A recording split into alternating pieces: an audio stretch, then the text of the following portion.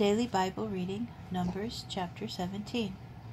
The Lord spoke to Moses, saying, Order Eleazar son of Aaron the priest to remove the fire pans, for they have become sacred, from among the charred remains, and scatter the coals abroad. Remove the fire pans of those who have sinned at the cost of their lives, and let them be made into hammered sheets as plating for the altar. For once they have been used for offering to the Lord, they have become sacred, and let them serve as a warning to the people of Israel. Eleazar the priest took the copper fire pans, which had been used for offering by those who died in the fire, and they were hammered into plating for the altar, as the Lord had ordered him through Moses. It was to be a reminder to the Israelites, so that no outsider, one not of Aaron's offspring, should presume to offer incense before the Lord and suffer the fate of Korah and his band. Next day the whole Israelite community railed against Moses and Aaron, saying, You two have brought death upon the Lord's people.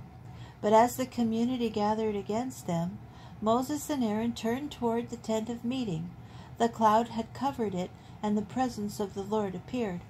When Moses and Aaron reached the tent of meeting, the Lord spoke to Moses, saying, Remove yourselves from this community, that I may annihilate them in an instant. They fell on their faces. Then Moses said to Aaron, Take the fire pan, and put on it fire from the altar. Add incense, and take it quickly to the community, and make expiation for them. For wrath has gone forth from the Lord, the plague has begun. Aaron took it as Moses had ordered, and ran to the midst of the congregation, where the plague had begun among the people. He put on the incense and made expiation for the people. He stood between the dead and the living until the plague was checked. Those who died of the plague came to 14,700, aside from those who died on account of Korah. Aaron then returned to Moses at the entrance of the tent of meeting, since the plague was checked. The Lord spoke to Moses, saying, Speak to the Israelite people, and take from them, from the chieftains of their ancestral houses, 1 staff for each chieftain of an ancestral house, 12 staffs in all. Inscribe each man's name on his staff, there being 1 staff for each head of an ancestral house. Also inscribe Aaron's name on the staff of Levi.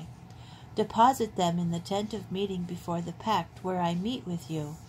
The staff of the man whom I choose shall sprout, and I will rid myself of the incessant mutterings of the Israelites against you. Moses spoke thus to the Israelites. Their chieftains gave him a staff for each chieftain of an ancestral house, 12 staffs in all. Among these staffs was that of Aaron. Moses deposited the staffs before the Lord in the tent of the pact. The next day Moses entered the tent of the pact, and there the staff of Aaron of the house of Levi had sprouted.